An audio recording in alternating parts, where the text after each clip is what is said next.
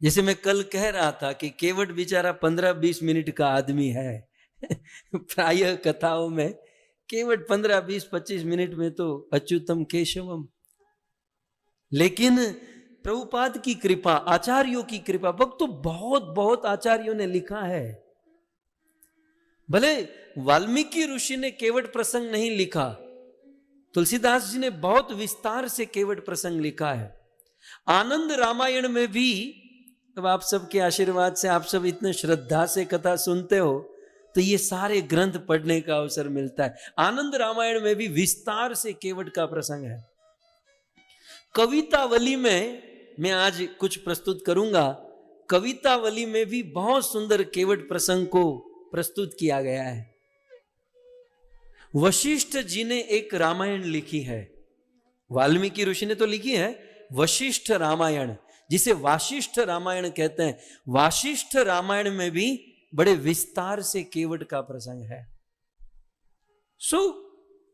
इन सारे ग्रंथों से केवट के प्रसंग को लेकर हम एक समन्वय करके आपके बीच में प्रस्तुत करेंगे। तो कुछ लोग देखेंगे यार ये रामायण में तो प्रसंग नहीं है, तो खोजने से नहीं मिलेगा, कथा में आकर बैठना पड़ेगा। अब देखिए, केवट के पूर्व जन्म की 3 कथा है इन ग्रंथों में। आनंद रामायण में, वाशिष्ठ रामायण में, अन्य अन्य ग्रंथों में केवट के जन्म की, पूर्व जन्म की 3 कथा पाई जाती है। और तीनों कथा सही है, इसमें गलत कुछ नहीं है। क्योंकि रामायण में लिखा कल्प कल्प हरि चरित सुहाए। हरि का चरित्र भगवान रामचंद्र प्रत्येक कल्प में प्रकट होते हैं और प्रत्येक कल्प में केवट भगवान राम के चरणों को धोता है। इसलिए ये केवट एक बार नहीं आता, प्रत्येक कल्प में आता है। और जब जब आता है तो उनकी लीला, उनकी कथा कुछ भिन्न भिन्न होती है। केवट वही होता है लेकिन लीला में कुछ थोड़ा सा अंतर पड़ जाता है। कल्प कल्प हरि चरित सुहाए, इस न्याय से केवट के पूर्व जन्म की 3 कथा। कथा नंबर 1, ध्यान से सुनिएगा। एक समय की बात, सतयुग की ये बात है। सतयुग में क्षीर सागर में भगवान क्षीरोदक्षाई विष्णु अनंत शेष की सैया पर सोए हुए हैं और भगवान विष्णु के चरण कमल लक्ष्मी जी दबा रही है, संवाहन कर रही है। और उसी समय उस क्षीर सागर में से एक कछुआ बाहर आया और वह कछुआ भगवान विष्णु के चरणों को स्पर्श करने गया कि भाई मैं इसी क्षीर सागर में रहता हूं और इस क्षीर सागर में भगवान विष्णु रहते हैं, तो अब उनके चरण जल, उनका चरण दर्शन प्राप्त नहीं हुआ, जाकर करूं। वह कछुआ आया और जैसे ही भगवान विष्णु के चरण को छूने गया, लक्ष्मी जी चरण संवाहन कर रही थी, लक्ष्मी जी ने हाथ में कोई पंखा उठाया और उसे दूर कर दिया। केवट फिर से आया, वह कछुआ फिर से आया, लक्ष्मी जी ने फिर से दूर कर दिया। 2-5 बार आया, दूर कर दिया। बोले यहां काम नहीं बनेगा, चलो चरण स्पर्श नहीं कर सकता हूं, प्रभु के मुख को, मुख कमल को निकट से देख तो सकता हूं। तो वो कछुआ पीछे से भगवान विष्णु के चेहरे के पास चला गया और भगवान विष्णु के मुख के निकट उनको देखने के लिए, नजदीक से देखने के लिए गया, तो अनंत शेष जो बैठे थे फुफकार कर उस कछुए को मारा। फिर से कछुआ आया तो अनंत शेष ने उन्हें दूर कर दिया। केवट सोचता है चरणों में जाता हूं तो लक्ष्मी जी दूर कर देती है, चेहरे के पास आता हूं तो ये अनंत शेष दूर कर देते हैं। केवट बड़ी चिंता में था और उसी समय नारद मुनि वहां पर आए। नारद है भक्तों, जहां भक्त की गाड़ी अटक जाती है, नारद उस गाड़ी को बाहर निकालते हैं। हिताय जगतोर कवत, पूरे जगत का हित करने के लिए नारद मुनि सूर्य के समान है। नारद से जिनकी भेंट हो गई उनका उद्धार निश्चित है। और मुझे बहुत प्रसन्नता है कि उसी नारद की परंपरा में हमारी शिक्षा दीक्षा, हमारी भक्ति और साधना चल रही है। मैं ऑस्ट्रेलिया में गया था और वहां पर मेरा इंटरव्यू था। मैं ज्यादा इंटरव्यू देता नहीं हूं, लेकिन वहां इंटरव्यू था तो मुझे बहुत सारे प्रश्न पूछे गए। तो एक प्रश्न था कि आप इस्कॉन में हो, आपको कैसा लग रहा है? तो सहसा मेरे मुख से निकल गया कि इस्कॉन में और प्रभुपाद के आश्रय में रहकर मुझे जो आनंद, जो उत्साह मिल रहा है, वो आनंद ब्रह्मा या ब्रह्मा के बाप को भी नहीं मिलता होगा। इतना आनंद किसी संत के आश्रय में रहकर मिलता है। और उसी नारद जी की परंपरा में श्रील प्रभुपाद और हम सब साधना कर रहे हैं। नारद जी आए और कहा कि केवट तुम चिंता मत करो, देखो मैं तुम्हें प्लान देता हूं। बोले क्या? बोले ये तीनों, माने तुम जिनके चरण छूना चाहते हो, जिनका चेहरा देखना चाहते हो, और इनके चरणों में बैठी है लक्ष्मी और इनके मस्तक के पास है शेष, ये तीनों आगे आने वाले त्रेता युग में राम, लक्ष्मण और सीता बनकर प्रकट होंगे। केवट तुम एक काम करो, कछुए को कहते हैं, कछुए तुम एक काम करो, गंगा तट पर चले जाओ और गंगा तट पर तुम जाकर राह देखो, ये तीनों आएंगे और उस समय तुम उनके चरण धो देना। नारद जी की संगति से उस कछुए को मनुष्य जीवन प्राप्त हुआ। सत्संग के प्रभाव से मनुष्य जीवन मिला और वह क्षीर सागर का कछुआ केवट बनकर श्रृंगवेरपुर से निकट उस गंगा के तट पर रहने लगा। सो केवट के पूर्व जन्म की ये कथा। और केवट जब नीचे आया ना, तब वो तीनों को धमकी देकर आया। बोले अपनी गली में कुत्ता भी शेर होता है। हमने क्या इच्छा की थी? प्रभु के चरण को स्पर्श करने की, प्रभु के मुख कमल को देखने की, लेकिन आप लोगों ने न चरण छूने दिया न मुख देखने दिया। अब देखो, जब आप धरती पर आओगे और मैं आपके चरण न धोऊं, चरण का जल न पीऊं और परिवार को न पिलाऊं, तो मैं भी आपका भक्त नहीं। भक्त की प्रतिज्ञा। और वह कछुआ धरती पर और वही कछुआ केवट बनकर प्रकट हुआ। सो ये है केवट के पूर्व जन्म की एक कथा। किसी एक ग्रंथ में केवट के विषय में लिखा है कि केवट पूर्व जन्म में देवता था। यह उस समय की बात है जिस समय शिव और ब्रह्मा ने मिलकर रावण को वरदान दिया, और वरदान प्राप्त करके रावण बहुत अत्याचार मचाने लगा। चलत दसानन डोलती अवनी। रावण ने आदेश दे दिया कि जहां ऋषि मुनि साधना करते हो, ऋषि मुनियों की साधना बंद करो, उनकी अग्नि बंद करो, भक्तों की भक्ति बंद करो और उनको भोजन पानी देना बंद करो, और जो दुराचार करते हैं उनको भोजन पानी लुटाओ। गायों की हिंसा, पशुओं की हिंसा, मनुष्यों की हिंसा करने लगा।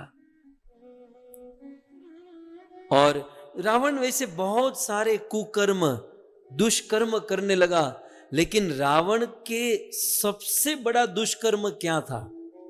जिस दुष्कर्म के कारण पृथ्वी का भार बढ़ गया, जिस दुष्कर्म से पृथ्वी अकलाने लगी, आक्रांत हो गई, वो रावण का दुष्कर्म क्या था? रावण में तो बहुत सारी गलत प्रवृत्ति थी, लेकिन सबसे बुरी प्रवृत्ति कौन सी, जिससे पृथ्वी माता को बहुत कष्ट हुआ?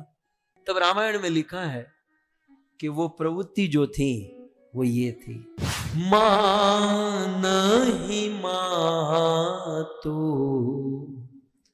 पिता नहीं देवा, साधु न सन करा वही सेवा, जिनके यह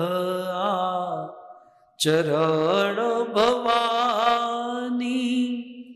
ते जाने हूं निशिचर सब प्राणी। रावण के अत्याचार में सबसे बड़ा अत्याचार रामायणकार ने क्या माना? और ऐसा कौन सा अत्याचार जिससे पृथ्वी माता को बड़ा कष्ट हुआ? तो कहते हैं मां नहीं मातु पिता नहीं देवा। सबसे बड़े अत्याचारों में सबसे बड़ा अत्याचार कौन सा है? तो मां नहीं मातु पिता नहीं देवा। जो अपने माता पिता की बात को नहीं मानता, यह सबसे बड़ा अत्याचार है। अब बताइए, त्रेता युग में तो एक ही रावण था। यह सिद्धांत यदि सभी घरों में लगाया जाए तो कलयुग में कितने रावण मिलेंगे? रावण किसे कहते हैं? रावण ये है, मां नहीं मातु पिता नहीं देवा, जो अपने माता पिता की बात को नहीं मानते। इसके दो अर्थ होते हैं, जो अपने माता पिता और देवता की बात नहीं मानते, और दूसरा अर्थ है जो अपने माता पिता को देवता नहीं मानते। माता पिता का स्थान देवताओं के समान है। मां बाप को देवता की तरह मानना चाहिए, लेकिन जो माता पिता की बातों को नहीं मानते, और दूसरी बात, साधुन सन करा वही सेवा, और जो साधुओं से सेवा कराते हैं। साधु की सेवा करनी चाहिए, साधुओं से सेवा करानी नहीं चाहिए। शबरी प्रसंग में हम विस्तार से सुनेंगे। लेकिन जो मां बाप की बात नहीं मानते और जो साधुओं से सेवा लेते हैं, शिव जी पार्वती को कहते हैं कि पार्वती, जिनके यह आचरण भवानी, ते जाने हूं निशिचर सब प्राणी। जिसके जीवन में ऐसा आचरण है, वे लोग निशिचर माने वो राक्षस हैं, वो असुर हैं, वो रावण की तरह है। इसलिए जीवन में कहीं भी जाए, कुछ भी करे, लेकिन दो बात याद रहे, मां बाप की सेवा और साधुओं से सेवा न लेकर साधुओं की सेवा करें और मां बाप को प्रसन्न रखें। नहीं तो हमारी निशाचर, निशाचर माने असुरों में गिनती होगी, हम लोगों की राक्षसों में गिनती होगी। जिनको दो माथे पर सिंगड़ा होते हैं वही राक्षस नहीं होते। राक्षस की डेफिनेशन ये है जो आप नीचे देख सकते हैं। असुर किसे कहते हैं? जो माँ बाप की बात नहीं मानते और साधुओं से सेवा कराते हैं। ये शिव जी का कहना है कि हे भवानी, जिनका ऐसा आचरण है उसे तुम निश्चित ही राक्षस मानो, असुर मानो। और तुरंत इसके बाद एक बहुत सुंदर बात कहते हैं कि ये करने से क्या हुआ? अतिशय देखी धर्म के ग्लानि, परम सभित धरा अकुलानी। इस प्रकार की ग्लानि देखकर धरा, ये पृथ्वी अकुलाने लगी, आक्रांत होने लगी, तड़पने लगी। पृथ्वी को भी अफसोस होता है कि इस आदमी के वजन को मैं क्यों उठा रही हूं, जो अपने मां बाप की बात नहीं मानता और जो साधुओं से सेवा कराता है। पृथ्वी को भी कष्ट होता है कि जब कोई व्यक्ति ऐसा कार्य करता है। और फिर तो आप जानते ही हैं, देवी पृथ्वी बहुत दुखी हुई और दुखी होकर ब्रह्मा जी के पास गई। ब्रह्मा जी ने कहा, छोटा मोटा दुख होता तो पृथ्वी मैं दूर कर देता, लेकिन तुम चिंता मत करो, मैं तुम्हें भगवान के पास ले जाऊंगा। अब रावण का इतना अत्याचार, भगवान के पास जा सके ऐसी सामर्थ्य नहीं थी। ब्रह्मा जी ने सभी देवताओं को बुलाया, शिव, नारद और इंद्र, सभी देवता आए। देव समाज में मीटिंग हुई, बोले पृथ्वी पर बहुत अत्याचार हो रहे हैं और हर बार तो हम भगवान के पास जाते हैं, निवेदन करते हैं, लेकिन इस बार रावण के अत्याचार से हम क्षीर सागर नहीं जा पाएंगे, तो क्या करें? किसी ने कहा तप करते हैं, किसी ने कहा कुछ और करते हैं, यज्ञ करते हैं, किसी ने कहा हिमालय में चले जाते हैं। तब शिव जी ने बहुत सुंदर कहा कि कहीं जाने की जरूरत नहीं है, हरि व्यापक सर्वत्र समाना, हरि जो है सभी जगह पर व्याप्त है, बस प्रेम ते प्रकट होई में जाना। बस उसे प्रेम करो, हरि से प्रेम करोगे तो आप जहां भी होगे, चाहे ऑस्ट्रेलिया, चाहे यूके, चाहे केनिया, चाहे अमेरिका, आप जहां होगे वहां हरि प्रकट हो जाएंगे। शिव जी ने एक बहुत सुंदर सूत्र दिया, हरि व्यापक सर्वत्र समाना, समान रूप से व्याप्त है। ऐसा नहीं कि भारत में भगवान 100 किलो के हैं, अमेरिका में 50 किलो के, केनिया में 20 किलो के, वहां ज्यादा दम नहीं है, ऐसा नहीं है। सर्वत्र समाना, हरि सभी जगह पर समान रूप से है। बस करने की चीज करना बाकी है, तो क्या है? प्रेम करना बाकी है। जितना प्रेम करेंगे उतना हरि को प्रकट कर पाएंगे। सो प्रेम ते प्रकट होई में जाना। शिव जी कहते हैं मोर अनुग्रह सबके मन माना। शिव जी ने जब ऐसा कहा तो पार्वती, मोर अनुग्रह सबके मन माना, साधु साधु करी ब्रह्म बखाना। और ब्रह्मा आदि देवताओं ने साधु साधु कह के कहा कि परफेक्ट उपाय दिया है। और फिर सारे देवी देवता जहां थे वहीं से प्रेम से भाव से भगवान को पुकारने लगे। जय जय सुरनायक जन सुखदायक, प्रणत पाल भगवंता,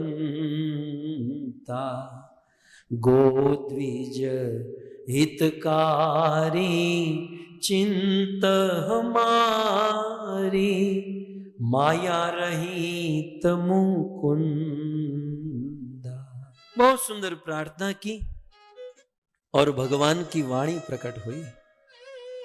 भगवान ने कहा चिंता मत करो, बहुत जल्द राजा दशरथ के वहां राम के रूप में प्रकट होऊंगा, सारे दुष्टों का विनाश करूंगा, रावण का वध करूंगा, धर्म की स्थापना करूंगा और साधु संतों को आनंद प्रदान करूंगा। इस प्रकार से भगवान श्री रामचंद्र ने भगवान ने आकाशवाणी के माध्यम से यह देवताओं को कहा और सारे देवता यह सुनकर निश्चिंत हुए और सभी देवता वहां से लौटने लगे। जब देवता लौट रहे थे तो ब्रह्मा ने रोका। अब पॉइंट आ रहा है, केवट का पूर्व जन्म। तो ब्रह्मा ने रोका और रोककर क्या कहा? निज लोक कही बिरंची गए, देवन यह ही सिखाए। अपने लोक में, ब्रह्म लोक में जाते समय ब्रह्मा जी ने देवताओं को यह सिखाया। क्या सिखाया? वानर तनु धरी धरी मही, हरिपद से वहु जाए। देखो आप लोग घर जाकर सो मत जाओ। जब भगवान अपने धाम से उतरकर इतना परिश्रम कर रहे हैं तो फिर हम उनके भक्त हैं, हमें भी परिश्रम करना चाहिए। क्या करें? भगवान आएंगे और वो वानरों से मित्रता करेंगे तो आप सब वानर बन जाओ और वन में यहां वहां सब चले जाओ। ब्रह्मा जी ने देवताओं को वानर बनने कहा, सारे देवता यहां वहां वानर बन गए। फिर आगे आप जानते हैं कि जब वानर बन गए और राम के साथ सेना में जुड़ गए तो इन्हीं वानरों ने रावण का वध कर दिया, असुरों का विनाश कर दिया। एक दिन जो देवता रावण के अत्याचार से परेशान थे, भगवान की शरण में गए, हमारी रक्षा करो, और वही देवता जब वानर बन गए तो उन्होंने मिलकर रावण का वध कर दिया, अधर्म का विनाश कर दिया। सिद्धांत यह है कि भोग भोगने वाले लोग जब भोग देना सीख जाए तो आसुरी शक्ति का विनाश आसानी से हो जाए।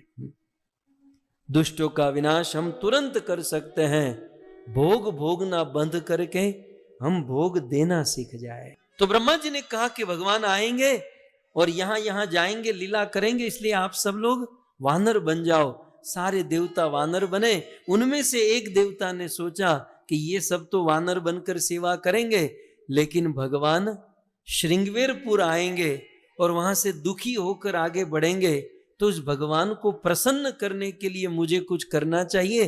तब उनमें से एक देवता, बाकी सब वानर बने, लेकिन उनमें से एक देवता केवट बना और केवट बनकर श्रृंगवेरपुर आ गया और वहां पर नौका चलाने लगा कि अब भगवान आएंगे और मैं उनको गंगा पार कराऊंगा।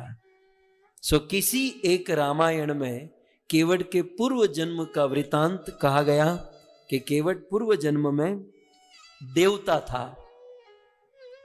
तो किसी एक ग्रंथ में केवट पूर्व जन्म में कछुआ था। आइए केवट के पूर्व जन्म की तीसरी कथा, किसी एक ग्रंथ में ऐसा लिखा है कि केवट पूर्व जन्म में मछहारा था। मछहारा जानते हैं? मछली पकड़ने वाला है? उसका धंधा था बाप दादा का, खाता नहीं था लेकिन क्या करे और कुछ आता नहीं था। तो पूर्व जन्म में मछहारा था। एक दिन सत्संग चल रहा था तो वह मछहारा किसी सत्संग में जाकर बैठ गया और उस दिन सत्संग में भगवत कथा चल रही थी और सत्संग में उसने सुना राम ही केवल प्राण पियारा, राम ही केवल प्रेम पियारा। राम केवल प्रेम जानते हैं, राम प्रेम करने वालों को प्राप्त होते हैं। राम की प्राप्ति करने के लिए न धन चाहिए, न संपत्ति चाहिए और कुछ नहीं चाहिए, उच्च कुल में जन्म भी नहीं चाहिए, केवल प्रेम। राम ही केवल प्रेम पियारा। इसी पर उन्होंने सत्संग किया, प्रवचन सुना कि भाई राम को जहां भी पुकारो, जैसे भी पुकारो, वे तुम्हारे सामने प्रकट हो जाएंगे। सत्संग सुनकर घर पर आया, दूसरे दिन अपना काम जॉब करने गया, मछली पकड़ने गया। मछली पकड़ने के लिए जाल बिछाई, 1 घंटा 2 घंटा 5 घंटा, लेकिन कोई मछली नहीं फंसी। कल जो सत्संग किया था वो दिमाग में घूम रहा था, राम ही केवल प्रेम पियारा। जब उस जाल में कोई मछली नहीं फंसी, क्योंकि मन में प्रभु, वो सत्संग चल रहा था, केवट ने मन में सोचा, उस मछुआरे ने मन में सोचा कि यदि इस जाल में भगवान फंस जाए तो सोच ही रहा था कि यदि यहां भगवान फंस जाए तो। मैं यहां पर, साधु ने कहा था कि आप जहां भी राम को पुकारोगे, भगवान को पुकारोगे, भगवान प्रकट हो जाएंगे। तो यहां पुकारा और इस जाल में फंस गए तो बोले पुकार के देखता हूं। बड़े दिल से, श्रद्धा से भगवान को पुकारा, उस जाल का वजन बढ़ा, बड़ी जोर से, बड़ी मेहनत से वह जाल बाहर निकाली और जैसी वह जाल बाहर निकली तो क्या देखा? शांताकारम भुजग शयनम पद्मनाभम सुरेशम विश्वाधारम गगन सदृशम मेघ वर्णम शुभांगम लक्ष्मी कांतम कमल नयनम योग वेदान गम्यम वंदे विष्णु भव भयहरम सर्वलोकैकनाथम। उस मछली की जाल को बाहर निकालकर खोलकर देखा तो चतुर्भुज रूप धारण किए हुए शांताकार भुजग शयनम भगवान विष्णु का दर्शन किया। ये यथा माम प्रपद्यन्ते, भगवान की प्रतिज्ञा है कि जो मुझे पुकारता है, जिस भाव में पुकारता है, मैं प्रकट होता हूं। ये मछुआरा भगवान के चरणों में गिर गया, बड़ा गदगद हो गया और भगवान के चरणों में गिरकर भगवान के चरणों को धोने गया। जैसे ही चरणों को धोने गया, भगवान अदृश्य हो गए, भगवान तुरंत वहां से अप्रकट हो गए। और उस मछुआरे के मन में बड़ा कष्ट होने लगा, रोने लगा, प्रभु कहां चले गए, कहां चले गए, थोड़ा सा दर्शन देकर आप कहां चले गए। जब भगवान को बहुत पुकारा तब आकाशवाणी हुई कि मछुआरे, इस जन्म में मैंने तुझे दर्शन दिया है, आने वाले त्रेता युग में मैं तुझे चरण धोने का सौभाग्य प्रदान करूंगा। तो भगवान के वरदान से वही मछुआरा त्रेता युग में केवट बनकर प्रकट हुआ। सो कुल मिलाकर पूर्व जन्म का कोई भगत आज केवट बनकर श्रृंगवेरपुर में प्रकट हुआ है। और भगवान रामचंद्र अपनी नौका लेकर, भगवान रामचंद्र गंगा पार करना चाहते हैं